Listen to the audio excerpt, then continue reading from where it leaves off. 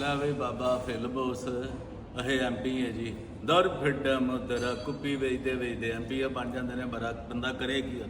ਇਹ ਸੁੰਦਰ ਸਟੇਟ ਦੇ ਵਿੱਚ ਜਨਾਬ ਇੱਕ ਹੀ ਪੂਰੇ ਇਲਾਕੇ 'ਚ ਵੱਡਾ ਕੈਥੋਲਿਕ ਚਰਚ ਹੈ ਯਾਰ। ਸੋਚੋ ਉਸ ਚਰਚ ਦੇ ਬਾਜ਼ਾਰ ਦੇ ਵਿੱਚ ਉਸ ਰੋਡ ਦੇ ਉੱਤੇ ਜਿਹੜੇ ਗਟਰ ਸਨ ਇਹਨੇ ਜਨਾਬ ਆਦੇ ਬੰਦਿਆਂ ਕੋਲ ਉਹਨਾਂ ਦੇ ਟੱਕਰ ਨਹੀਂ ਸਾਰੇ ਵਿਕਾ ਤੇ ਉਤੋਂ ਬਾਰਿਸ਼ਾਂ ਦਾ ਮੌਸਮ ਹੈ। ਤੁਸੀਂ ਵੇਖ ਲਓ ਬਰਸਾਤ ਚੱਲਦੀ ਪਈ, ਕੋਈ ਬੱਚਾ ਡਿੱਗ ਜਾਏ ਜਨਾਬ, ਕੋਈ ਬਜ਼ੁਰਗ ਡਿੱਗ ਜਾਏ। ਔਰ ਸੰਡੇ ਵਾਲੇ ਦਿਨ ਜਦੋਂ ਬਾਤਾਂ ਹੁੰਦੀਆਂ ਜਦੋਂ ਪਾਕ ਮਾਸ ਹੁੰਦੀ ਹੈ, ਅਗਰ ਕੋਈ ਬੱਚਾ ਡਿੱਗ ਪਿਆ ਸਕੂਲ ਵੀ ਹੈ ਤਾਂ ਜਨਾਬ ਇਹਨਾਂ ਜ਼ਾਲਮਾਂ ਦਾ ਬਗੈਰਤਾਂ ਦਾ ਕੀ ਜਾਂਦਾ ਇਹਨਾਂ ਦੇ ਵੱਡੇ ਐਮਪੀਆਂ ਦਾ। ਤੁਸੀਂ ਲਾਓ ਸਾਹਿਬ ਦਾੜੀ ਮੂੰਹ ਦੇ ਤੋਂ ਝਾੜੀ ਰੱਖੀ ਪੂਰੀ ਵੇ ਇਹਨਾਂ ਦੁੱਗਪੀਆਂ ਕੁੱਪੀਆਂ ਵੇਚਦਾ ਵੇ ਤਾਂ ਹੁਣ ਢੱਕਣ ਵੀ ਵੇਚਣ ਲੱਗ ਪਿਆ ਯਾਰ। ਉਹ ਵੀ ਗਟਰਾਂ ਦੇ ਡੁੱਬ ਕੇ ਮਰ ਜਾ ਵੱਡੇ ਐਮਪੀ ਆ। ਇਹ ਪੰਜਾਬ ਦੇ ਐਮਪੀਆਂ ਦਾ ਕੋਈ ਹਾਲ ਨਹੀਂ ਜੀ, ਯਕੀਨ ਕਰੋ ਤੁਸੀਂ, ਕੋਈ ਹਾਲ ਨਹੀਂ ਜੀ।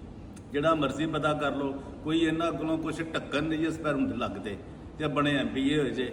ਤੇ ਮੇਰੀ ਦਰਖਾਸਤ ਹੈ ਜਨਾਬ ਮਰੀਮ ਨਵਾਜ਼ ਸਾਹਿਬ ਅੱਗੇ ਵੀ ਸਾਰਿਆਂ ਜਿਹੜੇ ਹਾਈਓ ਜਿਹੜੇ ਹੈ ਨੇ ਇੱਕ ਪੰਜਾਬ ਦੇ ਮਾਲਕ ਤੇ ਜਿਹੜੇ ਪੰਜਾਬ ਦੇ ਆਪਣੇ ਆਪ ਨੂੰ ਵਾਰਿਸ ਕਹਿੰਦੇ ਨੇ ਤੇ ਯਾਰ ਐਮਪੀਆਂ ਨੂੰ ਤਾਂ ਫੜੋ ਯਾਰ, ਕੋਈ ਉਹਨਾਂ ਤੇ ਕੰਟਰੋਲ ਕਰੋ ਕਿ ਕਰਦੇ ਕੀ ਪਏ ਨੇ ਕਿ ਗਟਰਾਂ ਦੇ ਢੱਕਣ ਵਿੱਚ ਹੀ ਜਾ ਰਹੇ ਨੇ ਯਾਰ।